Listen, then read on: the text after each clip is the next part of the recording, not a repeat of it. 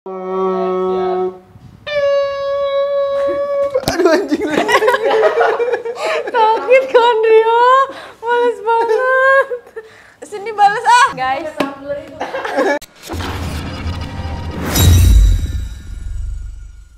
What's up guys? Back again with Toxic FM. Tumben. Kita mau Gak bisa ada yang gue bahas edit apa nih nih? jadinya. Kalau lu Soalnya kita semakin lama semakin rapi guys. Kemarin kan berantakan banget tuh. kalau omongannya. terlalu rapi. Jadi hari ini gue pengen ngebahas yang namanya itu Ini langsung ke poin. Langsung ke poinnya banget gitu. Nggak ada basa-basi oh dulu. iya, Apa gimana kabar? kabar hari ini? Hari ini I'm good. Jadi kemarin gimana main biliarnya? Jago ya? Pinggang aman, pinggang. Lu cuman sisa 3 bola setengah jam loh. 3 bola. Iya dah, pada jam. Nanti kita next main ya. Ya, nanti kita next main ya. Kalau ada waktu. Bayarin sama Disa. Gue lagi ada ya. Jadi hari ini kita mau ngebahas tentang self-centered. Kita mau ngebahas self-centered. Awalnya dari dia gue nggak tahu self-centered itu apa sih Jadi tadinya gue tuh nonton video cuplikannya si dokter siapa dah, dokter Richard. Tirta. Richard apa Tirta? Tirta yang masalah empati. Kalau misalnya lu curhat nih sama gue kayaknya pernah bilang sama lu tentang apa? Kalau misalnya lu punya masalah, kalau lu cerita ke orang lain, biasanya orang lain itu responnya akan, ya elah lu kayak gitu doang gitu. Gue gini gitu. Gue udah ngeliatin fase lu kali, kalau gue mah biasanya orangnya gini. Gue biasanya cuek, gue lawan gitu. Antepin aja gitu kan bahasanya. Nah, menurut gue self-center itu adalah sesuatu keegoisan. Jadi lu bilang lu tuh punya empati, tapi sebenarnya Maaf. Ulang. Ayo ulang dah. wah, monyet lu. Babi lo. Ayo, aku lagi nyari yang kemarin self-centered mana ya? Lu punya empati tapi lu berfokus sama diri lu gitu. Karena ini tuh sebenarnya berkaitan sama waktu itu gue pernah ke psikolog. Psikolog gue itu pernah bilang, walaupun masalahnya sama, walaupun masalah misalnya gue konsultasi ke psikolog karena masalah percintaan, terus lu konsultasi sama psikolog karena masalah percintaan juga, walaupun masalahnya sama, tapi penyelesaian masalahnya berbeda. Gitu. Nah, kadang orang yang bilang punya empati ini ngerasa dirinya punya empati, tapi dia mengharuskan mencari jalan keluar atau mengikuti cara si orang yang merasa dirinya ini empati. Misalnya lu cerita sama gue, lu bilang, "Kak, gue di silent treatment nih sama cowok gue." Oh, kalau gue mah cuek, kalau gue mah ya udah, kalau gue jadi lu mah gue cari pacar baru gitu. Tapi kan kalau lu nggak kayak gitu kan orangnya. Nah, itulah kalau berarti gue adalah self center.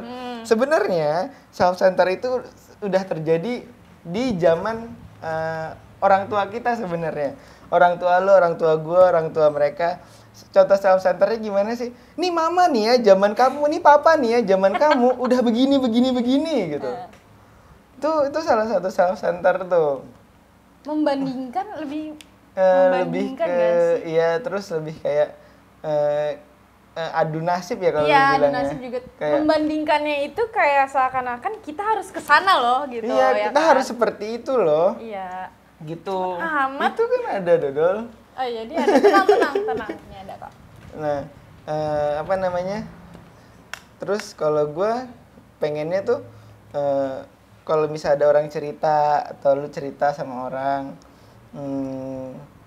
ya lu nggak memberikan solusi yang itu udah lu jalanin, karena biasanya yang lu jalanin itu berhasil untuk lu tapi belum tentu untuk orang lain. Biasanya kita menjudge orang, iyalah lu kayak gitu aja lemah, gue nih udah kayak gini.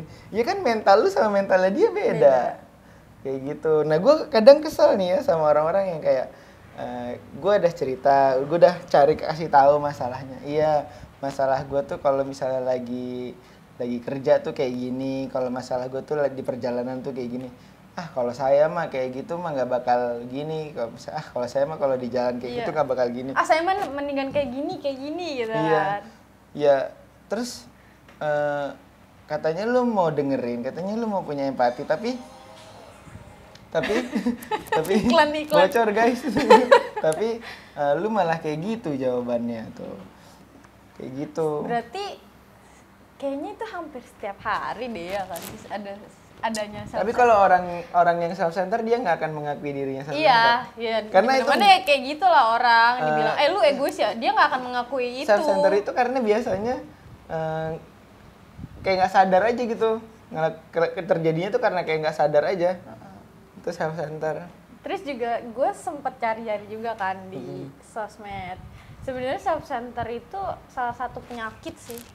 Terus juga kalau misalkan itu maksudnya nggak dikurangin atau nggak dihindarin itu sebenarnya bisa dosa, bisa juga merugikan banyak orang sih sebenarnya kayak gitu. Kan karena dia berfokus sama dirinya sendiri, gitu. Self center itu mengacu pada standar dirinya sendiri. Karena gue pernah tuh kayak ya gimana ya, gue pengen ceritanya cuman males banget gitu. Cerita kita hari ini cerita banyak. Cerita aja ya kita hari ini. Karena pernah kita diminta ngasih masukan atau kita pernah diminta untuk ngasih kita kasih tahu apa sih yang menjadi keluhan kita atau apa sih yang menjadi hambatan kita gitu. Nah, ketika kita sudah memberitahu hambatan kita, ketika kita sudah menceritakan apa yang menjadi masalah kita di lapangan, tapi ada sebagian orang atau ada salah satu pihak yang bilang, ya kalau saya mah kalau kayak gitu, kalau saya punya alat mah saya nggak akan kayak gitu. Kalau saya mempersiapkan segalanya mah saya kan nggak akan kayak gitu. Kayaknya gue tahu deh. Ada orang-orang kayak gitu. Kalau saya gitu. Padahal kita lagi diminta untuk yang jadi masalah kamu di lapangan apa sih gitu. Yang menjadi masalah kamu di pekerjaan apa sih gitu. Ini karena pembicaraannya sedang ada di forum besar ya gitu, bukan antara empat mata gitu, tapi ada di forum besar. Nah, ketika kita menceritakan itu, ya tanggapan orang lain, misalnya si Pak Is bilang gini, kenapa kamu gini gitu.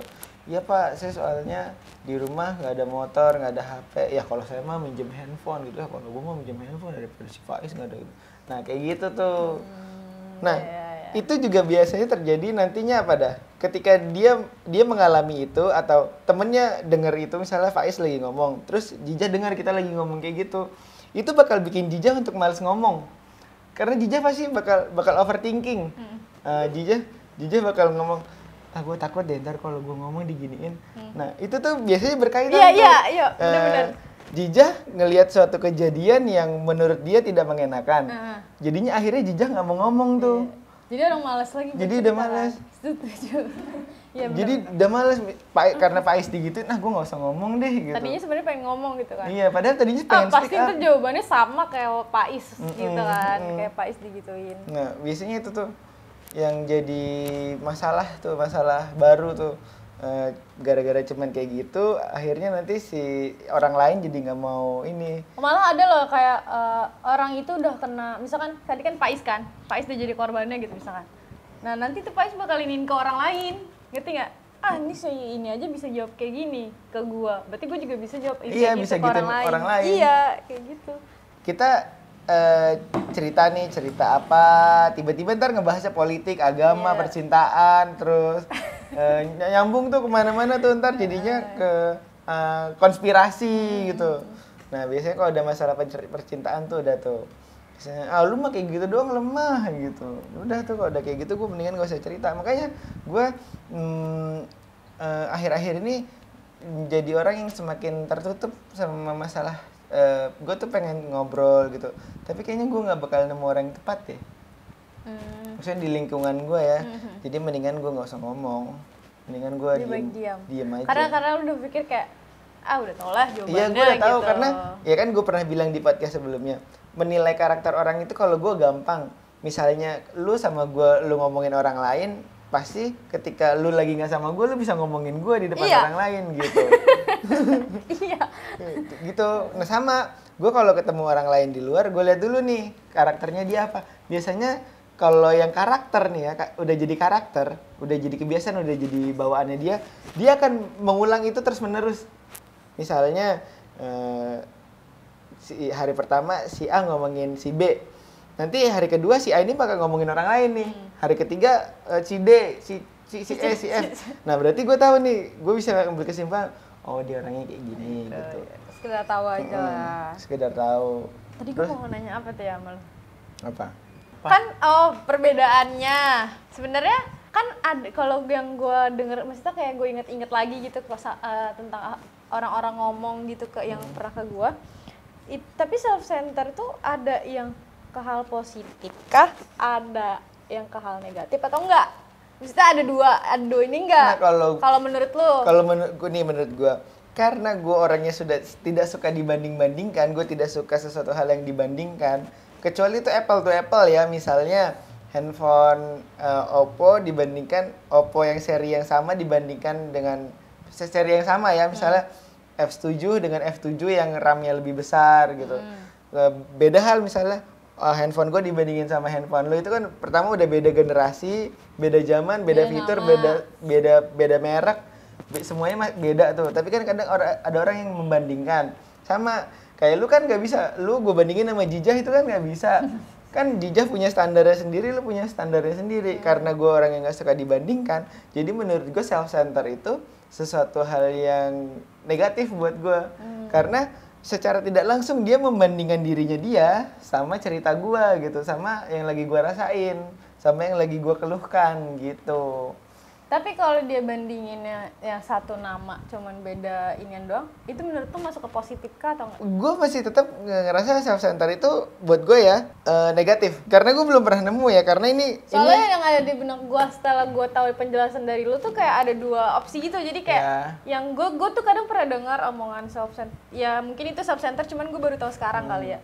Iya, gue juga baru tahu sekarang. Arahnya tuh ada yang ke positif, terus juga ada juga yang ke negatif. Cuman emang lebih banyakan itu ke negatif. Kalau membandingkan itu. Kalau gue itu masih karena gue juga baru tahu self center itu akhir-akhir ini, jadi gue ngerasanya self center itu tetap negatif. Mau kayak gimana pun. Kayak yang di video kemarin lu kirim apa deh? Iya. Self center itu egois kan? Iya, egois. Apa videonya? Dia kan jawabnya Tirta, bos kan? Iya. Apa sih, gimana sih dia ngomong apa sih? Gue lupa.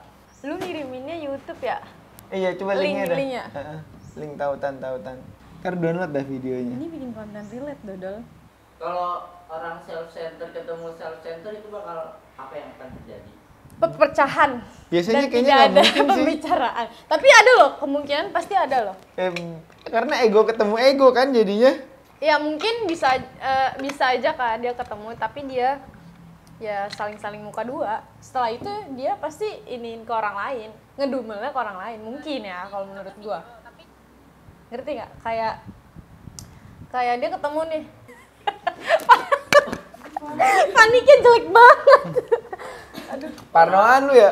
Orang self center bakal bisa berubah nggak? Bisa. Dengan cara? Kalau dikontrol lagi sih cara pikir dia sama apa yang dikeluarin dari mulutnya.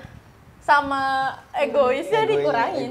Egonya harus lebih bisa pengertian ke orang lain yang lagi bercerita itu sih. Orang tergantung dirinya sih, kalau gue balik lagi tergantung dirinya.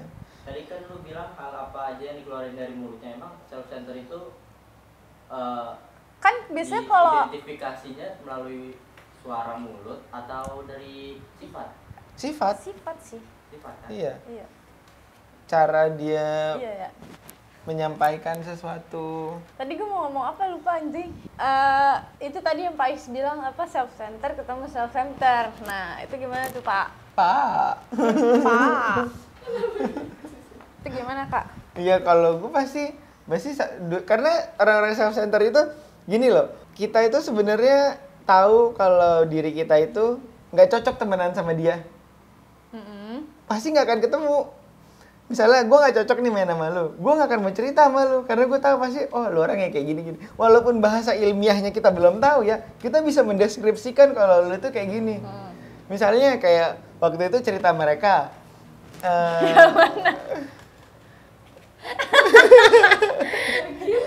Cerita coba ulang ekspresi kalian. cerita mereka yang masalah mereka di Mereka kan sebenarnya nggak tahu bahasa psikologisnya itu silent treatment. Iya. Tapi mereka bisa mendeskripsikan background itu seperti ini. Nah, itu namanya silent treatment.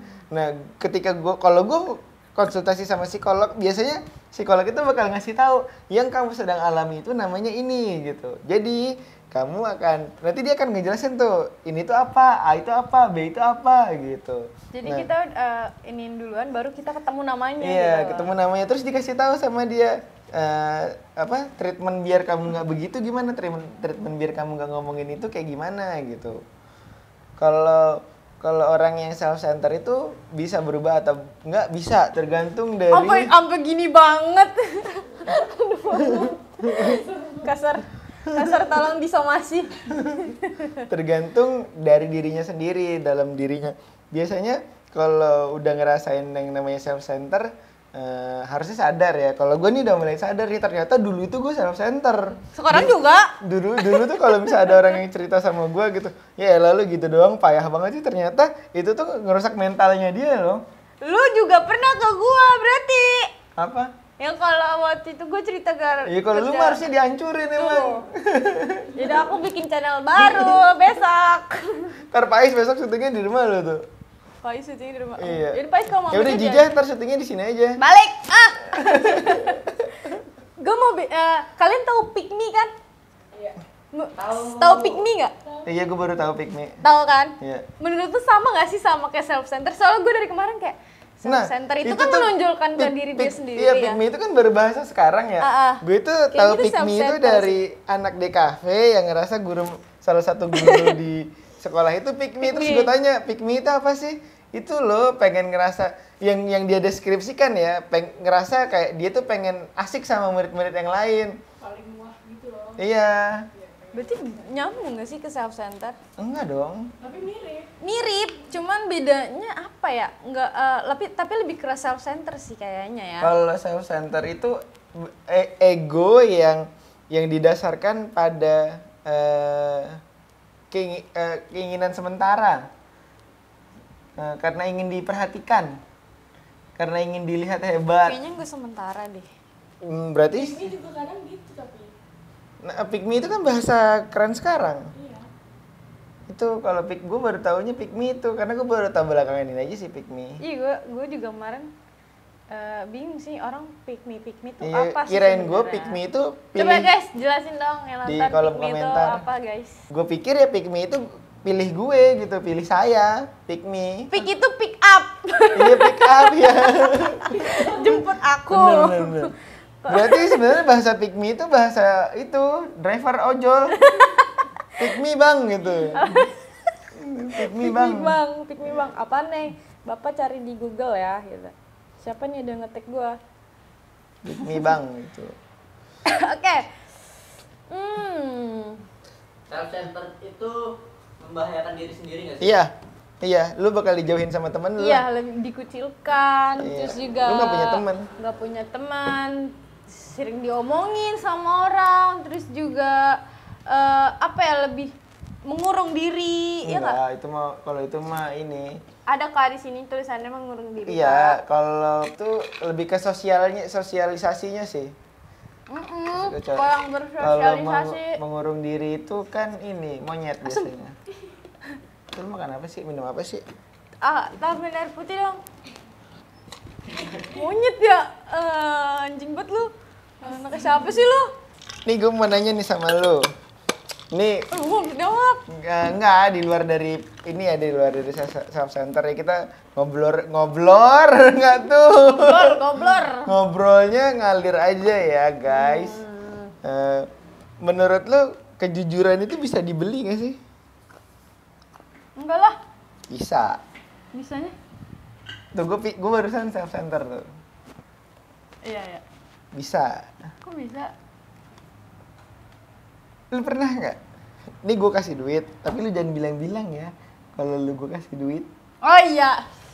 Iya. Oh iya, bisa Misalnya dibeli. gue kasih duit, kamu jangan bilang mama ya tadi kalau abang gini. Pernah. Kejujuran itu bisa dibeli. Oh iya. Gue nemu orang-orang kayak gitu. Jangan bilang ke si A ya kalau kamu saya kasih segini.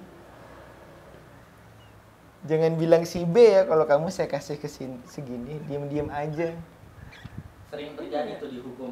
Sering terjadi di hukum, di kehidupan sehari-hari, di pekerjaan, di pertemanan. Makanya kalau ada orang yang bilang kita itu bukan krisis orang pintar, tapi kita tuh krisis orang jujur. Karena gue kan pernah ngasih tahu sama lo, di kehidupan yang modern saat ini uang itu sakti. Ya yang buku itu. Iya, uang itu sakti. Dia bisa ngasih lo kebahagiaan. Dia bisa beli kejujuran. Dia bisa beli kejujuran lo. Dia bisa beli diri lu. Iya, dia bisa beli diri lo. Dia bisa beli apapun yang dia mau. Dia bisa menyembuhkan orang yang sakit. Dia bisa mengurangi beban orang. Iya, dia bisa mengurangi beban orang. Dia bisa Ya, itu kita balik lagi menganut istilah kata, lu punya duit, lu punya kuasa. bukan gua yang berkuasa, tapi uang itu yang berkuasa. Lu punya duit. Tapi karena gini, gue itu pengen banget sebenarnya kalau ada satu misalnya, karena orang yang punya duit biasanya akan ngerasa dirinya self center. Itu udah pasti. Gini, gimana gue cara menganalogikannya, gimana caranya gue menceritakannya biar enak ya, biar gampang gitu dicernanya, biar enggak mispersepsi. Iya gitu. kan gue lemot otaknya. Iya, tolol. Iya, tolol. Ntar diedit ya, tolol.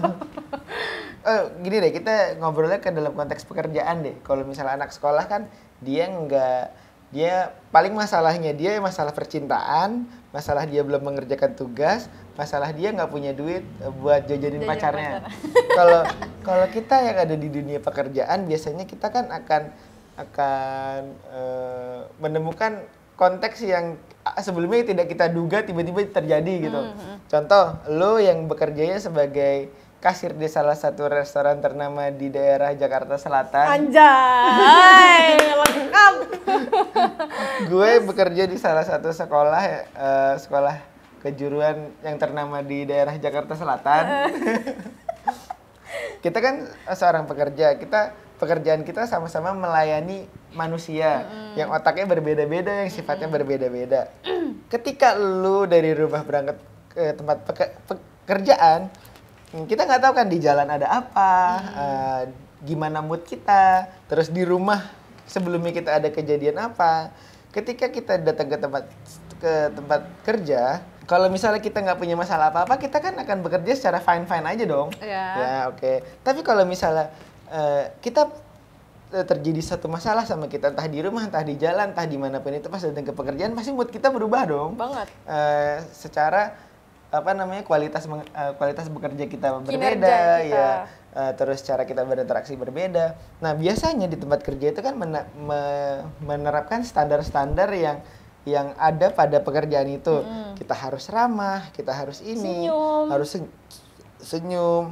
Nah, oke, itu standar yang harus kita patuhi, itu nggak salah. Memang kalau kita dari kecil suka diajarkan untuk taat peraturan kan, tapi kita lupa nih bahwa terkadang ketika di tempat pekerja kenapa performa kita menurun, karena biasanya bos itu nggak mau tahu nih, kita pokoknya harus bekerja sesuai SOP-nya. Pokoknya gue udah ngasih tahu gitu kan. Pokoknya standarnya seperti ini. Nah, kenapa gue bilang uang itu adalah satu hal yang sakti di kehidupan yang modern ini? Karena kalau lu punya uang, lu bisa menyelesaikan masalah lu yang sebelumnya terjadi. Misalnya, lu harus bayar listrik. Kalau lu nggak punya uang, pasti ke tempat kerja lu pusing kan? Gue pasti di satu sisi gue harus mikirin gimana bayar listrik, di satu sisi gue harus melayani orang. Nah, begitupun kalau misalnya lu punya masalah di jalan, misalnya motor lu kenapa gitu. Nah, ketika lu nyampe di tempat kerja, pasti lu akan berpikir, aduh besok gimana nih motor gue mesti begini gitu. Udah mikirin hari berikutnya. Makanya kenapa gue setuju sama uang itu adalah suatu hal yang sakti, karena dia bisa memperbaiki masalah lu, dia bisa menyelesaikan masalah lu. Jadi ketika lu sampai ke tempat kerja, lu nggak akan memikirkan masalah itu. Jadi lu bisa bekerja sesuai standar yang ditetapkan. Karena pikiran lu udah nggak ini lagi, udah nggak nggak mikirin hal-hal yang tadi lagi, nggak terbebani sama yang tadi. kalau misalnya kita udah terbebani sama pekerjaan, masa kita bebanin juga sama masalah-masalah itu. Walaupun orang bilang kalau masalah rumah jangan dibawa pekerjaan. Kalau gue menerapkan itu, apa yang terjadi di rumah nggak pernah gue bawa ke pekerjaan. Begitupun yang ada di pekerjaan nggak pernah gue bawa pulang ke rumah. Jadi apa yang jadi masalah di tempat pekerjaan, selesailah di tempat pekerjaan. Di rumah ya, gue sebagai Andrea pada umumnya. Ketika di tempat pekerjaan, ya gue sebagai Andrea yang seseorang yang profesionalitas aja gitu. Karena ya gue bilang, gue punya kehidupan yang gue pengen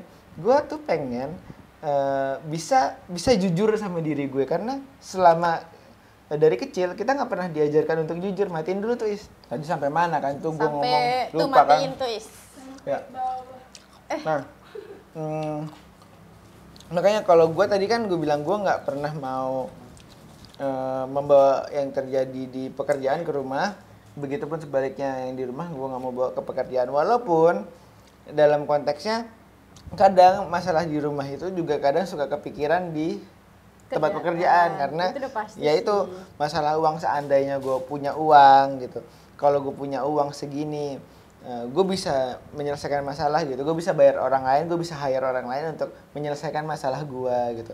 Tapi kadang orang bilang kan kayak, ya berarti kalau kayak gitu tidak bertanggung jawab dong. Belum tentu. Misalnya gue nggak bisa ke Samsat, gue nggak bisa ke Polda untuk ngurus STNK, perpanjang STNK.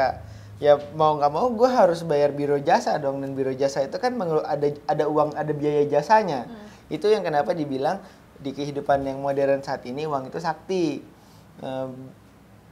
Begitupun gue tadi kan gue mau ngomong apa ya, jujur ya gue bilang ya.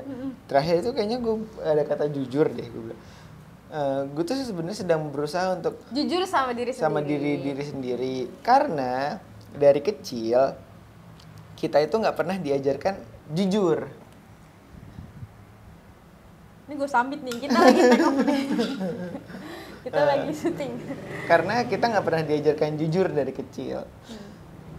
Kenapa gue bisa bilang kayak gitu? Sebenarnya sederhana sih. Balik lagi ke self center, balik lagi ke empati, balik lagi kita itu punya norma-norma di Indonesia. Kita tuh punya norma-norma yang berlaku. Banyak dari orang tua kita itu nggak mau mendidik anak. Ini kita kemana-mana nih ya konteksnya. Mendidik anak. Otak gue lagi nyerah nih, gue diem lagi nyerah nih ya. Mendidik anak kecil dijadiin teman, gede baru dididik. Gue pernah dengar kata itu dari ya. Pas kecil dijadiin temen nih, pas udah gede baru dididik, pas karakternya udah jadi baru dididik. Kalau ibaratnya lu masak nasi nih, pas lu udah jadi basi beras, lu kan bisa atur lu mau kekenyalan beras itu sebenarnya kan bisa diukur, ya kan? Kalau airnya kebanyakan kan jadi bubur. Ketika airnya kurang dikit kan nasinya tuh masih kayak ada yang keras-kerasnya gitu. Apa ya, bilangnya ketis ya, apa sih? Ya pokoknya itulah ya. Nah itu kan sebenarnya bisa lu atur ketika beras itu belum jadi nasi kan. Tapi kebanyakan dari kita pengen beras itu jadi nasi pas dia udah jadi bubur. Beras itu jadi nasi pas jadi bubur. Oh, iya. Nah kan nggak bisa kayak gitu kan. Bisa. Mungkin bisa, tapi ada caranya pasti. Diapain dulu kayak gue nggak tahu gitu. Sama anak, ketika anak itu masih kecil dijadiin teman, pas udah gede baru dididik. Kenapa? Pas udah gede baru dididik karena kebiasaan kita. Pas udah ngedidik, biasanya orang tua kita mendidiknya seperti orang tua kita dididik sama orang tuanya dia. Berarti secara tidak langsung kita itu dididik seperti orang tua kita dididik sama kakek kita. Ngerti nggak? Oh iya, gue paham. Nah kalau dari yang pernah gue baca tentang dari ceritanya sahabat Nabi, sebisa mungkin kamu mendidik anak kamu sesuai pada zamannya. Jangan mendidik anak. Kamu mendidik anak sesuai pada zaman kamu dididik sama orang tua kamu. Yeah. Misalnya nih lu dididik sama orang tua lu karena didikan orang tua lu pas orang tua lu dididik itu keras. Tapi zaman sekarang apakah itu masih relevan? Belum tentu kan? Maaf guys, tadi baterainya harus diganti dulu guys. Dididik orang tua. Ya. Apakah didikan itu masih relevan? Belum tentu kan? Yeah. Nah, kenapa tadi gue bilang dari kecil kita tuh nggak pernah diajarkan untuk jujur. Maksudnya jujur tuh apa? Jujur sama yang kita rasain kepada orang tua kita. Pas kita masih kecil, biasanya kalau kita nggak bisa mengungkapkan sesuatu, kita nangis kan. Tapi kalau anak cowok, dia nggak boleh jujur sama perasaannya. Anak cowok itu nggak boleh nangis. Kamu itu cowok, kok nangis sih? Emang cowok nggak boleh punya perasaan? Emangnya cowok nggak punya air mata? Nah, dari situ udah kelihatan bahwa anak cowok nggak boleh jujur sama perasaannya. Itu satu. Secara tidak langsung. Iya. Yang kedua adalah kita nggak boleh berkata keras atau bernada keras sama orang tua kita. Kalau misalnya kita diajarin jujur sama orang tua kita sejak kecil tentang perasaan kita, misalnya, mama, papa, aku nggak mau kamu kayak gini, aku nggak mau diginiin, aku nggak suka diginiin. Ketika anak itu udah dilatih dari kecil begitu, seperti itu, secara tidak langsung dia akan berperilaku seperti itu kan. Kalau dia nggak suka sama orang tuanya, ngomong, dia tahu cara ngomongnya. Tapi pas udah gede, ketika dia mau mengutarakan apa yang jadi keresahannya dia ke orang tuanya, ketika dia mau berusaha jujur sama perasaannya dia, apa yang dia tidak suka terhadap orang tuanya, nada itu tuh dia nggak bisa mengkontrol nada itu karena tidak dibiasakan. Nah, kejujuran itu nggak pernah diajarin sama orang tua kita tuh sejak kecil. Kita tuh mau nggak mau kita tuh harus memendam apa yang menjadi keresahan kita. Mau nggak mau kita harus menerima apapun itu yang terjadi sama kita. Mau nggak mau, suka nggak suka, kita harus menerima. Yang jadi masalahnya adalah kalau anak terus-menerus kayak gitu, yang terjadi di masa yang akan datang apa? Anak itu akan susah menceritakan apa yang menjadi masalahnya dia. Contoh yang gue sebenarnya udah ngelihat adalah Asya. Asya itu susah mengungkapkan perasaannya dia. Iya. Benar kan? Iya. Asya itu susah mengungkapkan perasaannya dia. Padahal sebenarnya dia tahu, dia tuh sedang merasakan sesuatu. Cuman dia nggak bisa ngungkapin aja karena dia bingung. Karena itu nggak pernah dilatih. Menjelaskannya gimana? Iya, itu nggak pernah dilatih. Kayak gitu. Kenapa makanya? Tapi kadang kita udah berusaha untuk jujur pun secara nggak langsung gitu istilahnya. Tapi kita ditimbal baliknya itu adalah sebuah ancaman. Nah, tahu kan kenapa gue pengen ngebahas self-center? Lu tadi dengar sendiri kan, self-center adalah orang yang ingin mengacu berfokus pada dirinya sendiri. Orang tua, kebanyakan dari orang tua, gue nggak bilang semua orang tua ya, kebanyakan orang tua tidak bisa menerima apa yang menjadi keluhan anaknya. Kebanyakan orang tua kayak gitu. Orang tua maunya anaknya berjalan sesuai sama apa yang dikehendaki orang tuanya. Gue bukan berarti ngajarin kalian untuk ngelawan orang tua ya, tapi di sini gue ngajarin untuk mengajarkan bahwa sebenarnya mengajarkan anak untuk jujur itu sejak dini, bukan ketika dia udah besar. Karena realitanya sekarang adalah anak zaman sekarang nggak takut untuk berbohong. Anak zaman sekarang nggak takut dosa. Dosa itu apalah buat dia. Atau mungkin anak zaman sekarang ada yang masih mempertanyakan Tuhan itu ada atau enggak. Akhlak itu kan sebenarnya harus dibangun dari kecil. Rasa syukur itu harus dibangun dari kecil. Jangan membandingkan sesuatu dulu baru kamu bisa bersyukur. Masa rasa bersyukur itu harus timbul karena kamu dibandingkan? Seharusnya rasa bersyukur itu tumbuh karena kamu mempercayai bahwa Tuhan itu ada. Nikmat yang diberikan sekarang ini karena kita percaya bahwa Tuhan itu ada. Jadi makanya kita harus bersyukur. Nah, sebenarnya ini kalau dari POV gue ya, kalau dari point of view gue, sebenarnya gue nggak suka kita dibandingkan sama situasi yang terjadi sekarang di dunia ini.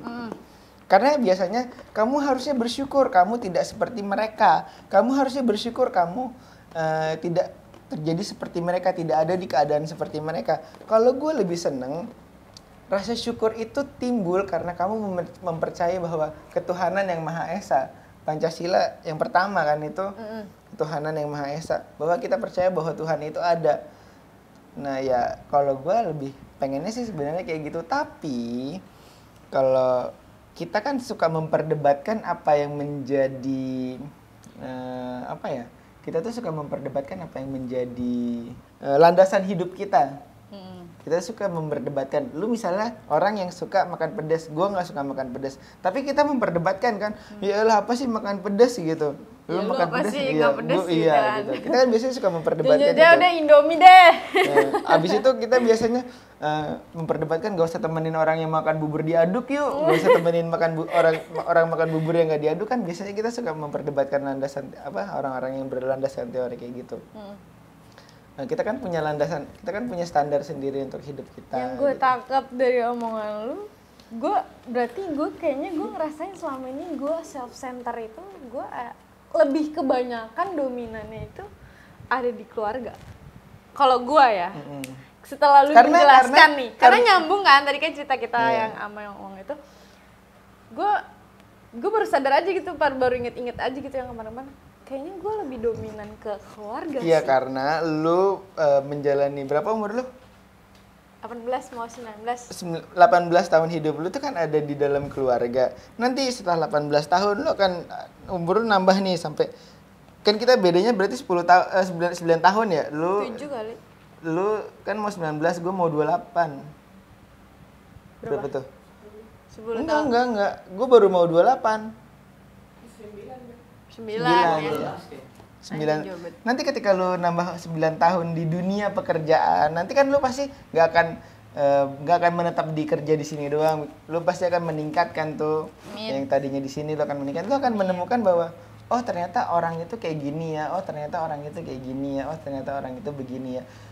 Karena 18 tahun umur lu ada di fase yang kebanyakan kehidupan lu adanya di dalam keluarga, belum di luar keluarga. Oh, berarti gue masih ada di fase-fase itu. Iya, lu masih ada di fase itu.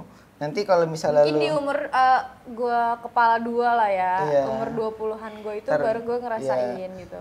Nanti kalau lu udah misalnya 25 baru lu ngerasain tuh berarti self center itu nggak cuma di sini, self center itu gue ngerasain di luar juga, self center itu gue ngerasain di teman gue juga kayak gini gitu. Kalau yang tadi gue ceritain kan di dalam berkeluarga, dan itu sebenarnya kita sebenarnya ngerasain satu sama lain, dan gue sebenarnya ngerasain. Tapi gue ngerasanya gini sih, kalau di keluarga itu gue ngerasa ada ya keluarga yang self center lah istilahnya. Tapi kalau di dunia pertemanan itu gue yang self center kalau di dunia pertemanan, tapi gue belum nemu di dunia kerjaan itu. Ya, karena lu belum setahun kan, baru berapa bulan sih lu di dunia pekerjaan? Setengah tahun. Gara-gara mendung gue jadi mikir setengah tahun.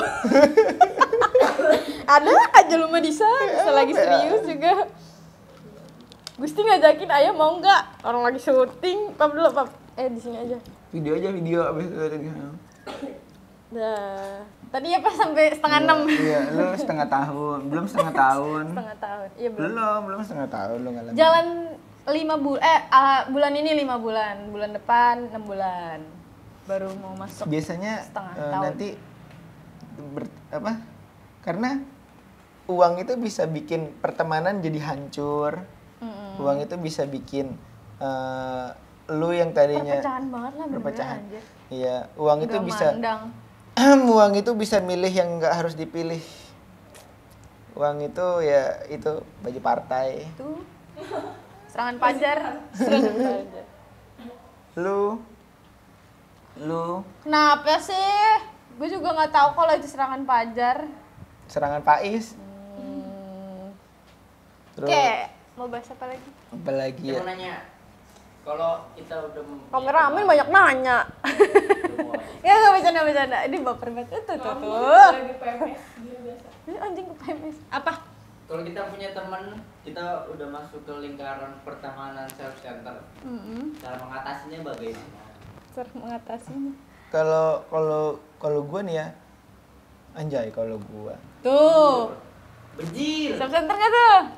Gue tuh sebenarnya pengennya kalau misalnya lu punya temen kayak gitu, pertama lu kasih tahu dulu. Sebaiknya lu tuh jangan kayak gini, dikasih tahu sifat lu tuh sebenarnya bahasa psikologisnya tuh begini. Tapi biasanya kalau lu ngomong bahasa psikologis ke teman lu, kalau orang yang otaknya nggak nyampe itu bakal bingung. Apa sih anjir, berat banget sih, ngomong belagu sok banget deh bahasanya, gitu. pasti gitu. Kalau Gitu. sambil bercanda. Karena gue aja baru tahu self center itu beberapa minggu yang lalu, dan gue kasih tahu Disa, bahasa self center yuk coba deh lu pelajarin, dan Disa baru tahu. Atau mungkin sekarang lu baru tahu sekarang ada namanya istilah self center. Dibalik dari self love, selfish, terus self harm gitu, banyak. Self service, terus ngelayanin diri sendiri kan? Pelayanan diri Iya, melayani diri sendiri. Bukan people service. Self. Self. Ya udah lanjut. Lanjut. Self improvement banyak sebenarnya. Cuman karena Self reward. ya self reward karena Kebalik anjir. karena kita yang kayak gini-gini awam buat kita, kan kita nggak pernah pelajarin ini di sekolah, terus kita nggak pernah diajarin gimana caranya jadi orang tua di sekolah. Orang tua itu kan nggak ada pembelajarannya tuh, orang tua itu pembelajar sepanjang hayat gitu, dia mempelajari gimana caranya. Tapi kebanyakan orang tua kan mempelajari dari apa yang orang tuanya lakukan ke dia. Terus apa tadi tentang psikologis diri itu kan nggak dipelajarin di sekolah. Mungkin dipelajari tapi lo harus mengambil mata kuliah itu, lo harus berkuliah untuk bisa mendapatkan itu gitu. Tapi sebenarnya sekarang nggak mesti kuliah pun lo udah bisa kok belajar psikologis dengan lo, banyak sekarang orang yang jual buku tentang psikologis. Gue belajarnya dari lu. Gue belajarnya dari buku. Terus Pak. Ya, Juga tadi yang pertama, yang keduanya. yang apa? Tadi yang pertama, terus yang keduanya. Oh iya ya, gue lupa anjir. Masih yang pertama. Klik banget. Gue tadi ngomong apa sih? Kan saya nanya. Aku jedul. Iya, cara mengatasinya kalau bisa lu ngomong sama dia, kasih tahu. Terus kalau misalnya memang menurut dia berat, kalau lu masih mau berteman sama dia ya udah it's okay, fine aja. Tapi gue sih pengennya lu nggak menceritakan itu, nggak menceritakan apa yang menjadi. Lu pasti bakal tahu kalau gue cerita sama dia, jawabannya pasti begini nih. Tadi sampai mana lu ngomong? Padahal tadi udah gue ingetin. Emang gue yang ngomong ya? Iya. Enggak. Oh, Pak Is, tadi gue lagi jawab pertanyaannya Pak Is ya. Iya. Kalau bisa sih lu ngomong sama orang tuanya. Orang tuanya.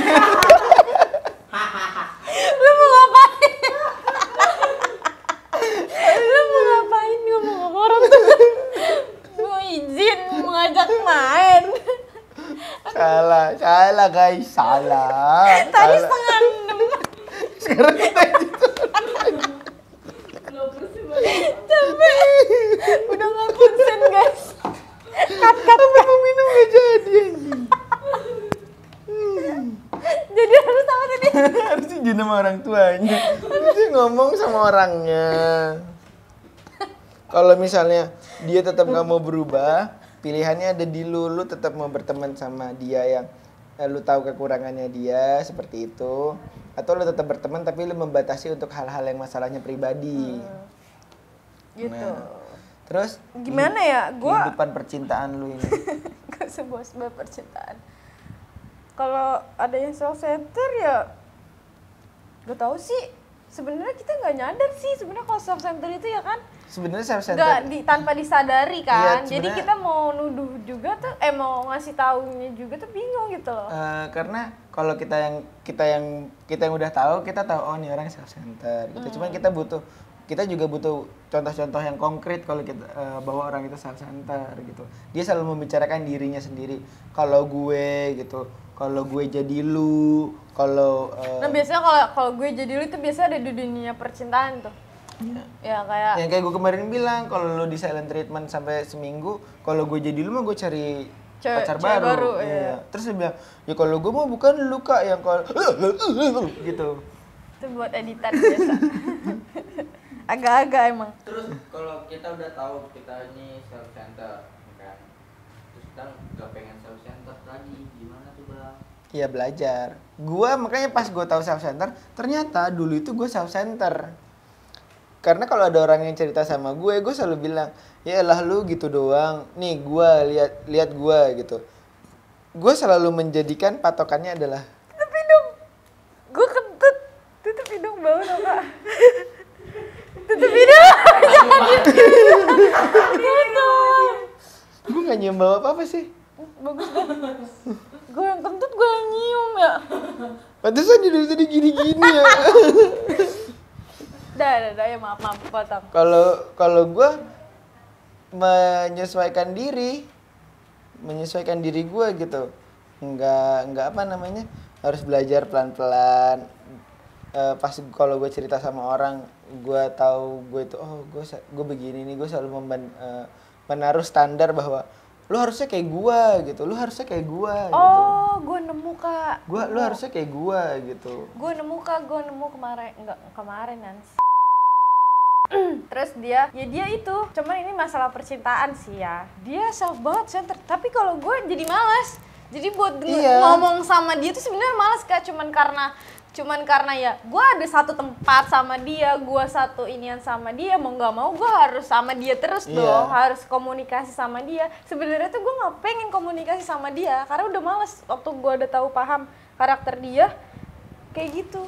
Nah, jadinya kalau misalnya lu tahu psikologis, kalau lu misalnya belajar psikologis, lu akan tahu karakter orang. Sebenarnya kalau misalnya kita belajar psikologis, kita tahu karakter orang, kita tuh akan jadi orang pemilih tau sama teman. Makanya kenapa orang bilang semakin dewasa kamu, semakin dikit pertemanan kamu, karena semakin dewasa kita, semakin bertambah usia kita akan belajar bahwa oh karakter orang begini-gini, oh dia begini, dia begitu, dia begini. Oh, kita nemu bahasa baru nih dari orang seperti itu. Oh, kita nemu bahasa baru nih dari orang yang wataknya seperti itu. Kita akan jadi orang pemilih, kita akan nyaring nih teman kita. Kalau misalnya di zaman sekolah kan kita temenan sama siapa aja, yang menurut kita ya udah asik, lu asik gue temenin. Kalau lu ini ya gue temenan sama yang lain gitu. Kalau misalnya di sekolah, gue tuh kalau di sekolah itu penting sebenarnya penting atau nggak penting. Penting itu kalau misalnya dalam bersosialisasi lu. Makanya sebenarnya harusnya lu kenal karakter orang itu dari sekolah. Tapi kebanyakan di sekolah kan orangnya munafik nih. Lu punya teman munafik, lu punya teman munafik kan? Gue punya guru juga munafik. Di depan.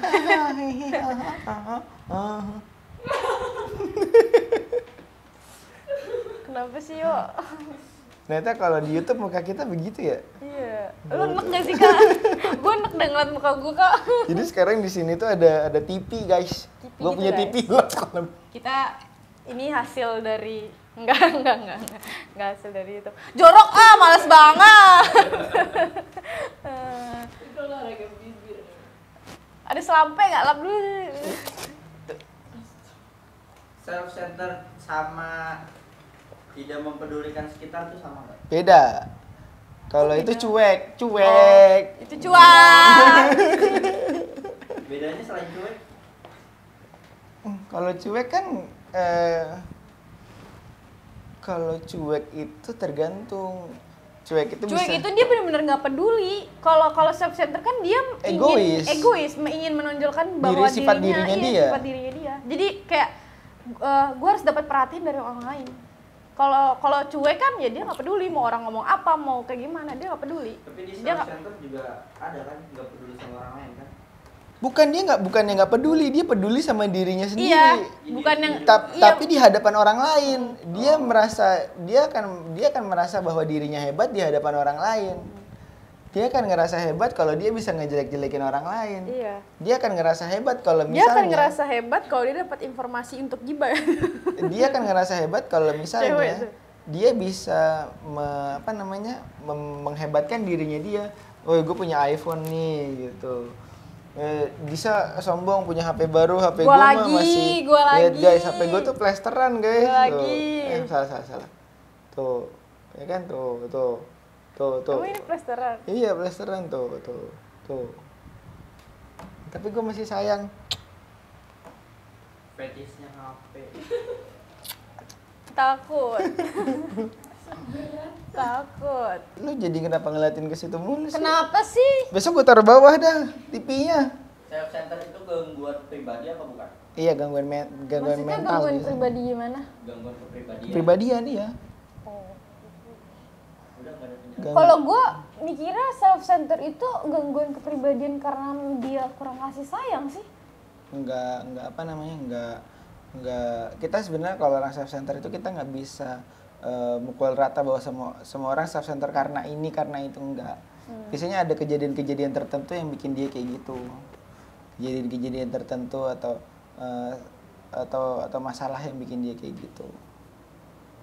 Gitu guys. Udah ya, berarti masalah self center kita udah bahas, kita tahu berarti penyelesaian self center itu sebenarnya ada pada si diri orang itu sendiri atau si orang yang mengetahui bahwa kalau orang itu sudah mengidap self center. Jalan keluarnya adalah jalan satu-satunya adalah jalan ke Roma orang tua.